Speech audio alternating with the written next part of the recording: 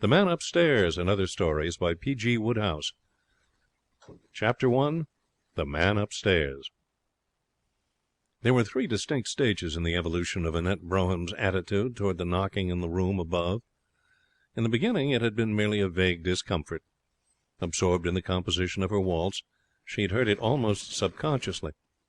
The second stage set in when it became a physical pain, like red-hot pincers wrenching her mind from her music.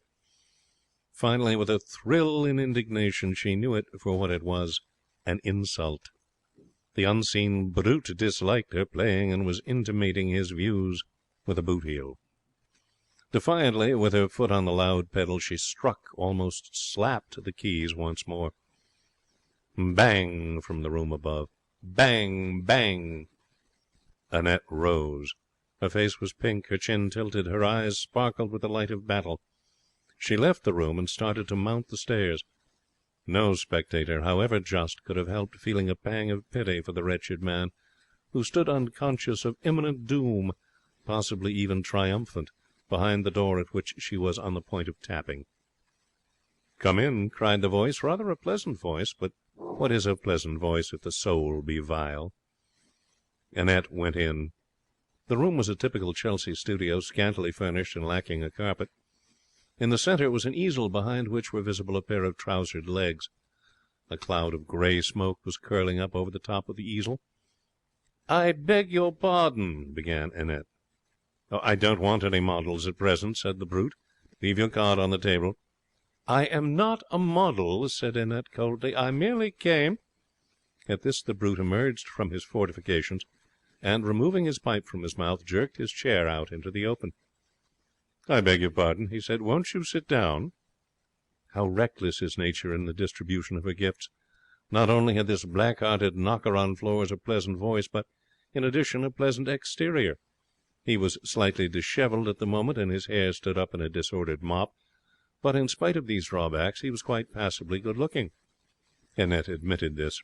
Though wrathful, she was fair. "Oh, I thought it was another model," he exclaimed. "They've been coming in at the rate of 10 an hour ever since I settled here. I didn't object at first, but after about the 80th child of sunny Italy had shown up, it began to get on my nerves." Annette waited coldly till he had finished. "I am sorry," she said, in a "this is where you get yours" voice, "if my playing disturbed you." One would have thought nobody but an Eskimo wearing his furs in winter underclothing could have withstood the iciness of her manner. But the brute did not freeze. "I am sorry," repeated Annette, well below zero, "if my playing disturbed you. I live in the room below, and I heard you knocking." "No, no," protested the young man affably. "I like it. I really do." "Then why knock on the floor?" said Annette, turning to go. "It is so bad for my ceiling," she said over shoulder. "I thought you would not mind my mentioning it. Good afternoon." No, but one moment, don't go." She stopped. He was surveying her with a friendly smile. She noticed most reluctantly that he had a nice smile. His composure began to enrage her more and more. Long ere this he should have been writhing at her feet in the dust, crushed and abject. "You see," he said, I'm awfully sorry, but it's like this. I love music, but what I mean is you weren't playing a tune. It was just the same bit over and over again." "I was trying to get a phrase," said Annette, with dignity, but less coldly. In spite of herself, she was beginning to thaw. There was something singularly attractive about the shock-haired youth. "A phrase?" Of music, for my waltz. I am composing a waltz." A look of such unqualified admiration overspread the young man's face that the last remnants of the ice pack melted. For the first time since they had met, Annette found herself positively liking this blackguardly floor smiter. "Can you compose music?" he said, impressed. "Well, yes, I've written 1 or 2 songs." "It must be great to be able to do things, artistic things, I mean, like composing." Well, you do, don't you? You paint." The young man shook his head with a cheerful grin. "I fancy," he said, "I should make a pretty good house painter. I want scope. Canvas seems to cramp me." It seemed to cause him no discomfort. He appeared rather amused than otherwise. "Oh, let me look." She crossed over to the easel. "Oh, I shouldn't," he warned her. "You really want to? Is this not mere recklessness? Very well, then." To the eye of the experienced critic, the picture would certainly have seemed crude. It was a study of a dark-eyed child holding a large black cat. Statisticians estimate that there is no moment during the day when one or more young artists somewhere on the face of the globe are not painting pictures of children holding cats. "I call it Child and Cat," said the young man. "Rather a neat title, don't you think? Gives you the main idea of the thing right away. That," he explained, pointing obligingly with the stem of his pipe, "is the cat." Annette belonged to that large section of the public which likes or dislikes a picture according to whether its subject happens to please or displease them. Probably there was not one of the million or so child and cat eyesores at present in existence which she would not have liked. Besides, he'd been very nice about her music. "I think it's splendid," she announced. The young man's face displayed almost more surprise than joy. "Do you really?" he said. "Then I can die happy. That is, if you'll let me come down and listen to those songs of yours first." "You would only knock on the floor," objected Annette. "I'll never knock on another floor as long as I live," said the ex-brute reassuringly. "I hate knocking on floors. I don't see what people want to knock on floors for, anyway." Friendships ripened quickly in Chelsea. Within the space of an hour and a quarter, Annette had learned that the young man's name was Alan Beverley, for which family heraldic affliction she pitied rather than despised him; that he did not depend entirely on his work for a living, having a little money of his own, and that he considered this a fortunate thing. From the very beginning of their talk he pleased her. She found him an absolutely new and original variety of the unsuccessful painter. Unlike Reginald Sellers, who had a studio in the same building, and sometimes dropped in to drink her coffee and pour out his troubles, he did not attribute his non-success to any malice or stupidity on the part of the public. She was so used to hearing Sellers lash the Philistine and hold forth on unappreciated merit that she could hardly believe the miracle when, in answer to a sympathetic bromide on the popular lack of taste in art, Beverley replied that, as far as he was concerned, the public showed strong good sense. If he had been striving with every nerve to win her esteem, he could not have done it more surely than with that one remark. Though she invariably listened with a sweet patience which encouraged them to continue long after the point at which she had begun, in spirit, to throw things at them, Annette had no sympathy with men who whined. She herself was a fighter. She hated as much as anyone the sickening blows which fate hands out to the struggling and ambitious, but she never made them the basis of a monologue act. Often, after a dreary trip round the offices of music publishers, she would howl bitterly in secret and even gnaw her pillow in the watches of the night, but in public her pride kept her unvaryingly bright and cheerful. Today, for the first time, she revealed something of her woes. There was that about the mop-headed young man which invited confidences. She told him of the stony-heartedness of music publishers, of the difficulty of getting songs printed unless you paid for them, of their wretched sales. "But those songs you've been playing," said Beverley, "they've been published." "Well, yes, those 3, but they're the only ones." And didn't they sell?" "Well, hardly at all. You see, a song doesn't sell unless somebody well-known sings it. And people promise to sing them and then don't keep their word. You can't depend on what they say." "Give me their names," said Beverley, "and I'll go round tomorrow and shoot the whole lot." "But can't you do anything?" "Well, only keep on keeping on." "I wish," he said, "that any time you're feeling blue about things you would come up and pour out the poison on me. It's no good bottling it up. Come up and tell me about it, and you'll feel ever so much better. Or let me come down. Any time things aren't going right, just knock on the ceiling." She laughed. "Don't rub it in," pleading Beverley. "It isn't fair. There's nobody so sensitive as a reformed floor-knocker. You'll come up or let me come down, won't you? Whenever I have that sad, depressed feeling, I go out and kill a policeman. But you wouldn't care for that. So the only thing for you to do is to knock on the ceiling. Then I'll come charging down and see if there's anything I can do to help." "You'll be sorry you ever said this." "Oh, I won't," he said stoutly. "If you really mean it, it would be a relief," she admitted. "Sometimes I'd give all the money I'm ever likely to make for someone to shriek my grievances at. I always think it must have been so nice for the people in the old novels when they used to say, 'Sit down and I will tell you the story of my life.' Mustn't it have been heavenly?" "Well," said Beverley, rising, "you know where I am if I'm wanted. Right up there, where the knocking came from." "Knocking? Knocking?" said Annette. "I remember no knocking." "Would you mind shaking hands?" said Beverley. A particularly maddening hour with one of her pupils drove her up the very next day. Her pupils were at once her salvation and her despair. They gave her the means of supporting life, but they made life hardly worth supporting. Some of them were learning the piano, others thought they sang. All had solid ivory skulls. There was about a teaspoonful of grey matter distributed among the entire squad, and the pupil Annette had been teaching that afternoon had come in at the tail end of the division. In the studio, with Beverley, she found Reginald Sellers standing in a critical attitude before the easel. She was not very fond of Sellers. He was a long, offensive, patronizing person, with a moustache that looked like a smear of charcoal, and a habit of addressing her as, "Ah, little one." Beverley looked up. "Have you brought your hatchet, Miss Brougham? If you have, you're just in time to join in the massacre of the innocents.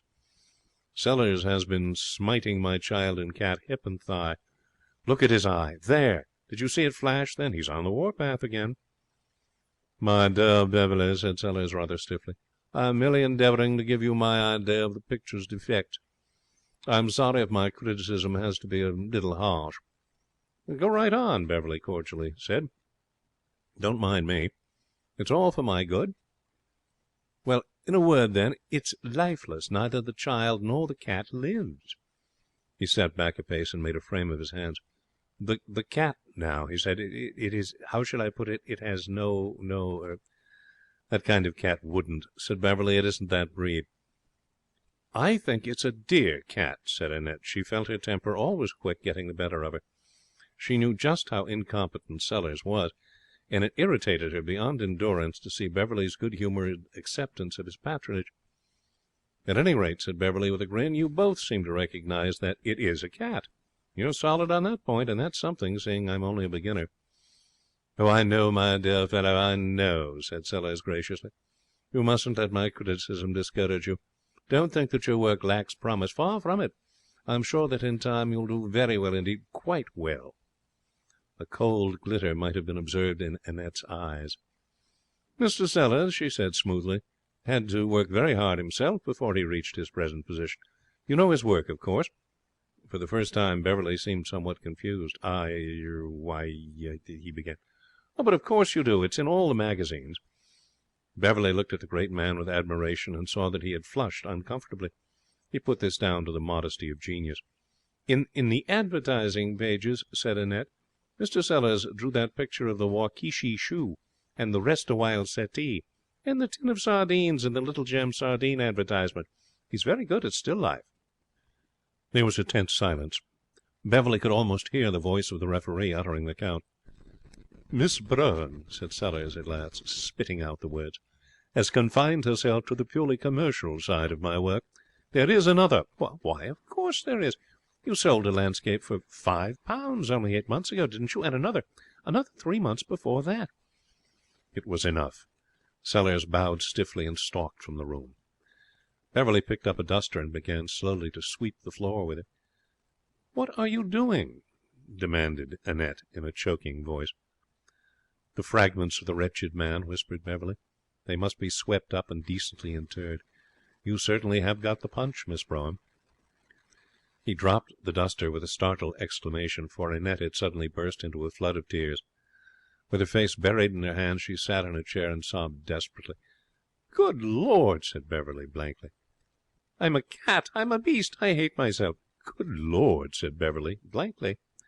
"I'm a pig. I'm a fiend." "Good Lord," said Beverley blankly. "We're all struggling and trying to get on and having hard luck, and instead of doing what I can to help, I go and taunt him with not being able to sell his pictures. I'm not fit to live." "Good Lord," said Beverley blankly. A series of gulping sobs followed, diminishing by degrees into silence. Presently she looked up and smiled, a moist and pathetic smile.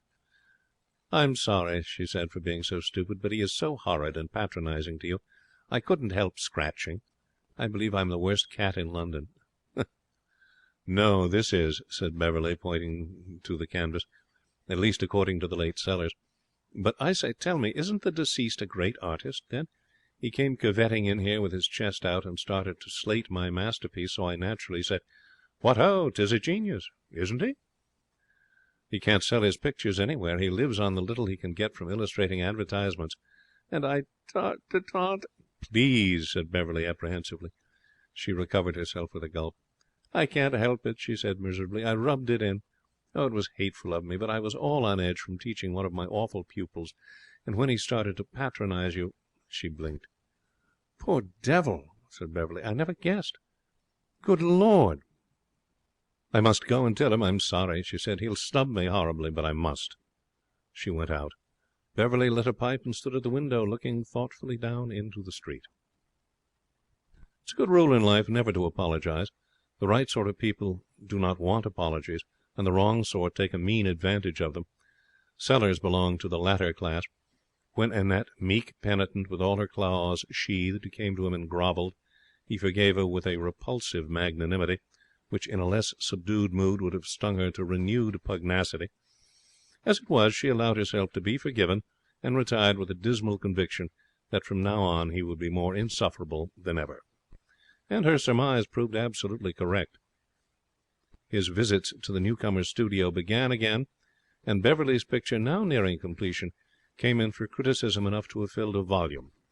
The good humour with which he received it amazed Annette. She had no proprietary interest in the painting beyond what she acquired from a growing regard for its parent, which disturbed her a good deal when she had time to think of it. But there were moments when only the recollection of a remorse for her previous outbreak kept her from rending the critic. Beverley, however, appeared to have no artistic sensitiveness whatsoever. When Sellers savaged the cat in a manner which should have brought the S.P.C.A. down upon him, Beverley merely beamed. His long-sufferingness was beyond Annette's comprehension. She began to admire him for it. To make his position as critic still more impregnable, Sellers was now able to speak as one having authority. After years of floundering, his luck seemed at last to have turned. His pictures, which for months had lain at an agent's, careened like crippled battleships, had at length begun to find a market. Within the last 2 weeks 3 landscapes and an allegorical painting had sold for good prices, and under the influence of success he expanded like an opening floweret. When Epstein, the agent, wrote to say that the allegory had been purchased by a Glasgow plutocrat of the name of Bates for 160 guineas, Sellers' views on Philistines and their crass materialism and lack of taste underwent a marked modification. He spoke with some friendliness of the man Bates. "To me," said Beverley, when informed of the event by Annette, "the matter has a deeper significance. It proves that Glasgow has at last produced a sober man. No drinker would have dared face that allegory. The whole business is very gratifying." Beverley himself was progressing slowly in the field of art. He had finished The Child and Cat, and had taken it to Epstein together with a letter of introduction from Sellers.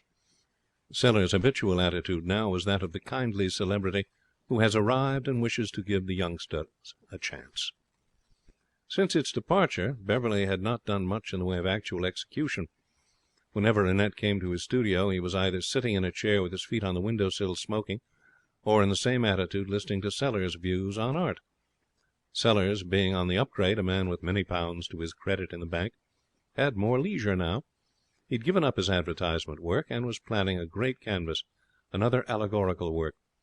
This left him free to devote a good deal of time to Beverley, and he did so. Beverley sat and smoked through his harangues. He may have been listening, or he may not. Annette listened once or twice, and the experience had the effect of sending her to Beverley quivering with indignation. "Why do you let him patronize you like that?" she demanded. "If anybody came and talked to me like that about my music, I don't know what I'd do. Yes, even if he were really a great musician." "Don't you consider Sellers a great artist, then, even now?" "He seems to be able to sell his pictures, so I suppose they must be good, but nothing could give him the right to patronize you as he does." "My learned friend's manner would be intolerable in an emperor to a black beetle," quoted Beverley. "Well, what are we going to do about it?" "If only you could sell a picture too." Well, I've done my part of the contract. I've delivered the goods. There the thing is at Epstein's. The public can't blame me if it doesn't sell. All they've got to do is waltz in their thousands and fight for it. And, by the way, talking of waltzes... Oh, it's finished, said Annette dispiritedly. Published, too, for that matter. Published? What's the matter, then? Why this drooping sadness? Why aren't you running around the square singing like a bird? Because, said Annette, unfortunately I had to pay the expenses of publication. It was only £5, but the sales haven't caught up with that yet. If they ever do. Perhaps there'll be a new edition. And will you have to pay for that? No, the publishers would. And who are the publishers? Gruzinski and Buchterkirch. Heavens, then what are you worrying about? The thing's a cert. A man with a name like Gruzinski could sell 12 editions by himself, helped and inspired by Buchterkirch, who will make the waltz the talk of the country. Infants will croon it in their cots. He didn't seem to think so when I saw him last. Well, of course not. He doesn't know his own power. Gruzinski's shrinking diffidence is a byword in musical circles. He is the genuine human violet. You must give him time. I'll give him anything if he'll only sell an edition or two, said Annette. The outstanding thing was that he did. There seemed no particular reason why the sale of that waltz should not have been as small and as slow as that of any other waltz by an unknown composer, but almost without warning it expanded from a trickle into a flood. Gruzinski, beaming paternally whenever Annette entered the shop, which was often, announced 2 new editions in a week. Beverley, his artistic growth still under a watchful eye of Sellers, said he had never had any doubts as to the success of the thing from the moment when a single phrase of it had so carried him away that he had been compelled to stamp his applause enthusiastically on the floor. Even Sellers forgot his own triumphs long enough to allow him to offer affable congratulations, and money came rolling in, smoothing the path of life. Yes, indeed, those were the great days. There was a hat. Life, in short, was very full and splendid. There was indeed but one thing which kept it from being perfect. The usual drawback to success is that it annoys one's friends so, but in Annette's case this drawback was absent. Sellers' demeanour towards her was that of an old established inmate welcoming a novice into the Hall of Fame. Her pupils, worthy souls though bone-headed, fawned upon her. Beverley seemed more pleased than anyone, yet it was Beverley who prevented her paradise from being complete. Successful herself, she wanted all her friends to be successful, but Beverley, to her discomfort, remained a cheery failure, and, worse, absolutely refused to snub Sellers. It was not as if Sellers' advice and comments were disinterested. Beverley was simply the instrument on which he played his songs of triumph. It distressed Annette to such an extent that now if she went upstairs and heard Sellers' voice in the studio, she came down again without knocking. One afternoon, sitting in her room, she heard the telephone bell ring. The telephone was on the stairs just outside her door. She went out and took up the receiver.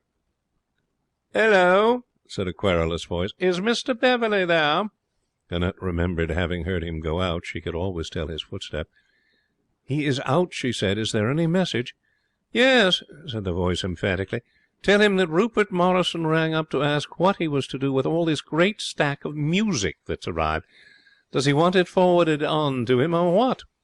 The voice was growing high and excited.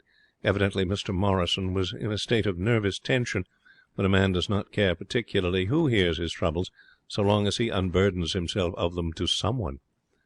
"Music?" said Annette. "Music!" shrilled Mr. Morrison. "Stacks and stacks and stacks of it. Is he playing a practical joke on me, or what?" he demanded hysterically. Plainly he had now come to regard Annette as a legitimate confidante. She was listening. That was the main point. He wanted someone, he did not care whom, who would listen. "He lends me his rooms," wailed Mr. Morrison, "so that I can be perfectly quiet and undisturbed while I write my novel, and first thing I know this music starts to arrive. How can I be quiet and undisturbed when the floor's littered 2 yards high with great parcels of music, and more coming every day?" Annette clung weakly to the telephone box. Her mind was in a whirl, but she was beginning to see many things. "Are you there?" called Mr. Morris. Yes. What firm does the music come from?" "What's that?" "Who are the publishers who send the music?" I can't remember. Some long... Oh, yes, I've got it. Gruzinski and someone. I'll tell Mr. Beverley, said Annette quietly. A great weight seemed to have settled on her head. Hello, are you there? Came Mr. Morrison's voice. Yes. And tell him there are some pictures, too. Pictures? 4 great beastly pictures, the size of elephant. I tell you, there isn't room to move, and... Annette hung up the receiver. Mr. Beverley, returned from his walk, was racing up the stairs 3 at a time in his energetic way, when, as he arrived at Annette's door, it opened. "Have you a minute to spare?" said Annette. "Of course. What's the trouble? Have you sold another edition of the waltz?"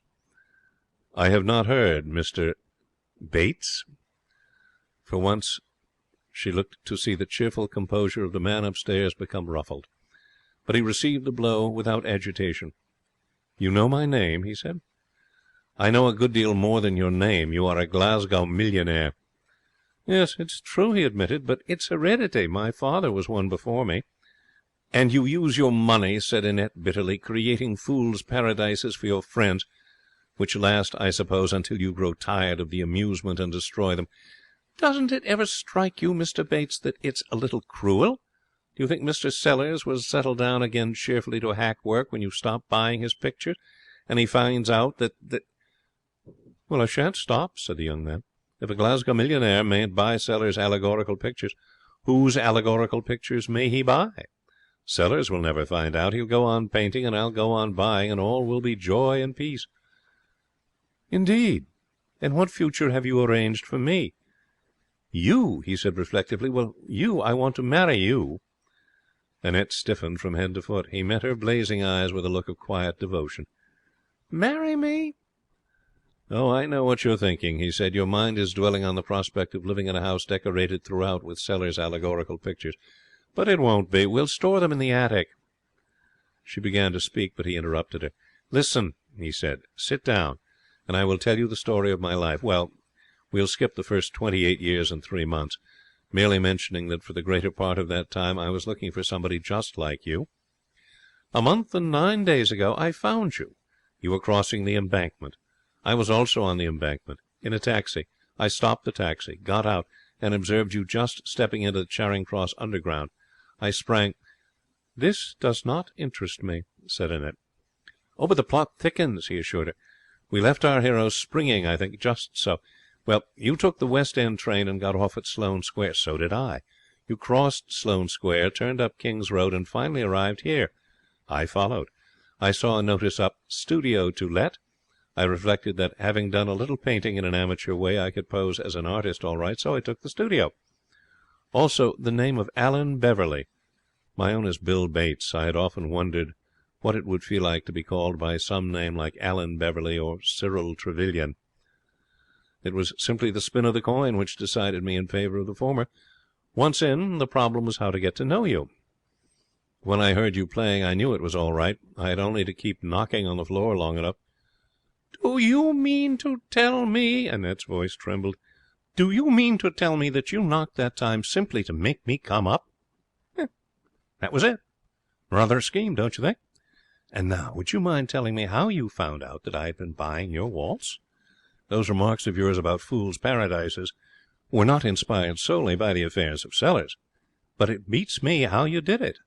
I swore Rosinski, or whatever his name is, to secrecy."